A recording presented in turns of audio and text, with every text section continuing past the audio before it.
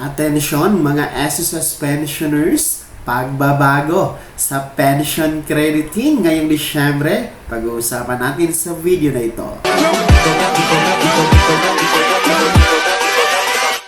Hold up.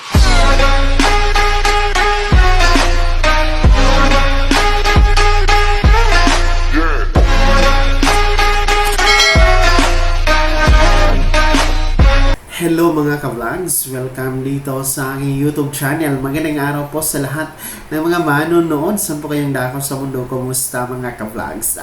Pagbabago sa pension crediting ngayong Disyembre. Para sa mga pensionado, pag-uusapan natin mamaya-maya. Pero bago ang lahat, kung bago ka pa lang dito sa aking YouTube channel o di kaya hindi ka pa nakasubscribe, click nyo muna ang ating subscribe button na nasa baba. Huwag nyo kalimutan na pindutin ang notification bell. Ilagay nyo po sa all para naman updated kayo sa lahat ng mga videos na aking i-upload. So narito na mga SSS pensionado, pag-uusapan natin ang pagbabago sa crediting schedule ng inyong pension for this coming month of December 2024.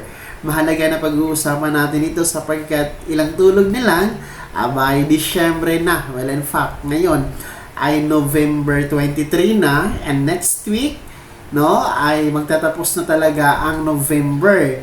So, December 1 na, next Sunday mga ka-vlogs. So, ito po ang pagbabago ng inyong crediting for December pension.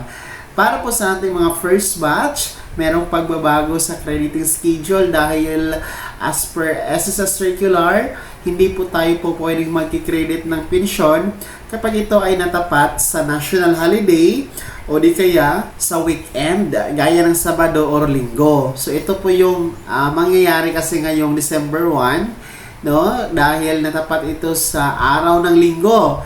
So hindi po talaga pwede magkikredit dyan. Every December 1 kasi ang original crediting schedule for our first batch. Yung may araw ng kapanganakan, araw ng pagkamatay, o araw ng pagkakasakit mula 1st to 15th day of the month.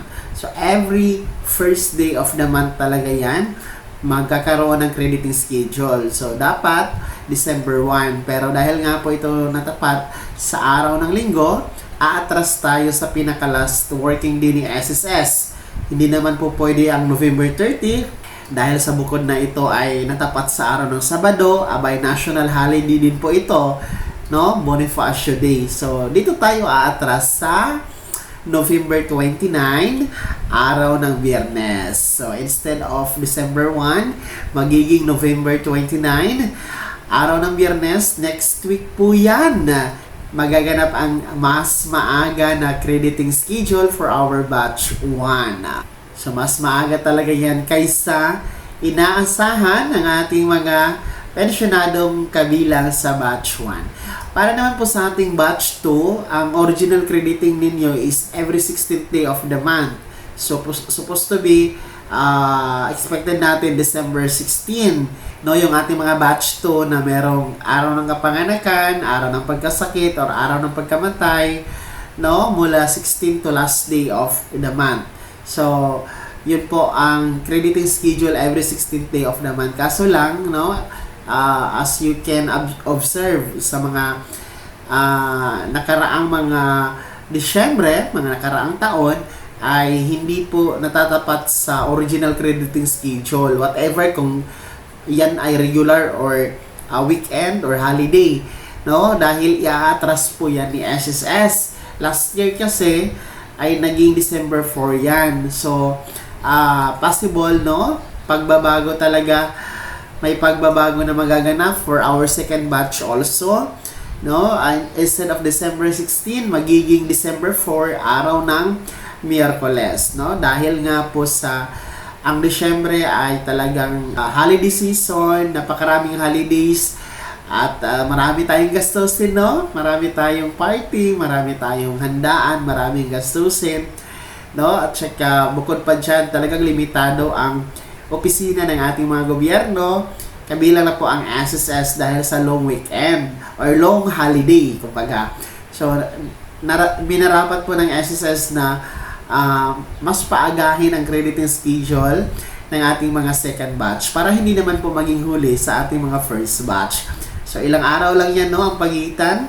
I think 4 na araw lang ang pagitan sa ating first batch and second batch. Magkakaroon po ng crediting schedule. So ayan po yung pagbabago.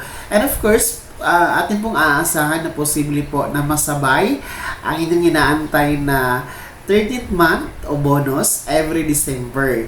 So meron tayong pabonus na matatanggap na ibibigay po ni SSS, no? Kabilang po yun sa benepisyo ng pagiging SSS pensioner ang pagkakaroon po ng 13th month o pensyon tuwing Disyembre. So katulad po ng mga empleyado sa pribado o publikong mga opisina o kumpanya, abay, meron din pong pabonus or 13th month para sa pensionado ni SSS. So posible po asahan natin yan na masasabay po sa inyong crediting schedule for your December pension.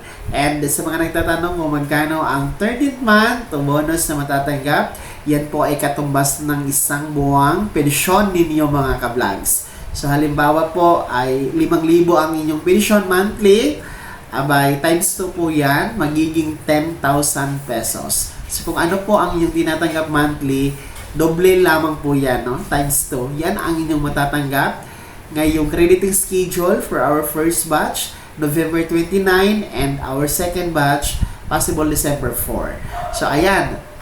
Bukod lang sa mga partial disability pensioners, hindi po makakasama yung mga merong tinatanggap na pensyon less than 12 months. So, yun po ang bukod tangi na hindi makakatanggap, hindi eligible na mabibigyan ng 13th month o bonus ngayong Disyembre, mga partial disability pensioners na tumatanggap ng pensyon less than 12 months. Pero kung above 12 months naman po kayo tumatanggap ng pensyon for disability or partial disability pensions, abay, kayo ay qualified to receive your 13th month o bonus. And paalala lang po and warning po sa lahat ng mga SSS pensionado, wala pong 5,000 pesos na one-time cash payout na isasabay sa inyong December pension crediting and 13th month o bonus. Wala pong 5,000 pesos na ibibigay ni SSS sa inyo. Base po sa mga kumakalat na balita sa social media, no? Fake news po yan, hindi po yan totoo, hindi po yan verified, at hindi po yan ina-acknowledge ni SSS. Wala pong verification from SSS na merong ganoong pamimigay ng 5,000 piso. Kaya wag mo yung paniwalaan, wag kayong umasa dyan, ha? And syempre, atin po yung nilalabanan yung mga fake news na yan, no?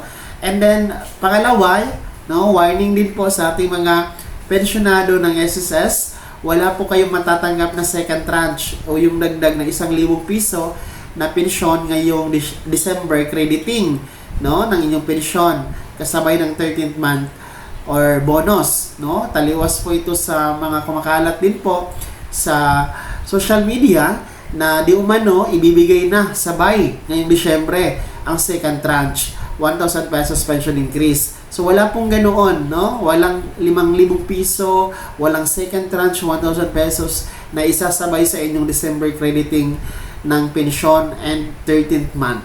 Wala pong ganoon. Fake news po iyon. Ang sigurado po ay ang inyong pensyon for December and of course your 13th month o bonus.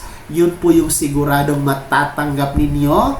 Wala nang iba, mga SSS pensioners. Kaya naman, mga SSS pensionado, aba, ilang tulog na lang po at magaganap na ang inyong inaasam na pag-credit ng mas maaga na crediting schedule for your December pension. And of course, ang inyong inaantay na 13th month o bonus, ilang tulog na lang po yan, magagamit nyo na. Mga SSS pensioners na may magamit nyo po ito, makatulong sa inyo sa mga pangangailangan nyo, especially your basic needs, gaya ng pagpapagamot, pagbili ng maintenance sa gamot, pangdagdag sa negosyo, kung may mga negosyo kayo, pambili ng pagkain of course, no? At kung meron bang matitira ay pwede ninyo yung gawing savings at nang sa ganun ay meron po kayong madudukot sa oras ng pangangailangan. Sa mga SSS pensioners, ano po ang komento ninyo regarding sa balitang ito na mas maaga kaysa inaasahan ang inyong pension crediting and 13th month pay o bonus crediting ngayong Disyembre? No, kayo ba ay excited na? Kasi ilang tulog na lang yan. I-komento nyo na sa comment section na nasa baba. Pakilagim ng buong pangalan at yung taga saan kayo. Bago ako magtapos sa video na to, kung gusto nyo pong sumuporta sa aking YouTube channel, maaari pong i-click ang ating super thanks button na nasa baba. At sa mga gusto maging miyembro, pwede po. I-click nyo po ang ating join button. Maraming perks dyan mga ka-vlogs. Maging miyembro kayo sa aking YouTube channel. Sana'y naging gabay ang video na to kahit pa paano na pag-uusapan natin ang mga mahahalagang bagay-bagay na may kinalaman sa nangyayari o mangyayari sa pagiging SSS pensioners, member, and beneficiaries. Kung hindi ka pa nakasubscribe dito sa aking YouTube channel, maaari nyo nang i-click ang ating subscribe button na nasa baba. Huwag nyo kalimutan na pindutin ang notification bell. Ilagay nyo po sa all para naman updated kayo sa lahat ng mga videos na aking i-upload. Maaari nyo rin i-like ang video na to at kung meron ka pang mga katanungan, maaari nyo i-komento sa comment section na nasa baba. Paki-follow na din po ang aking official Facebook page na nasa screen nyo. Muli po, ako si Daniel Tempawa na nagsasabing dito sa aking YouTube channel, Pawang Katotohanan at lahat totoo lamang.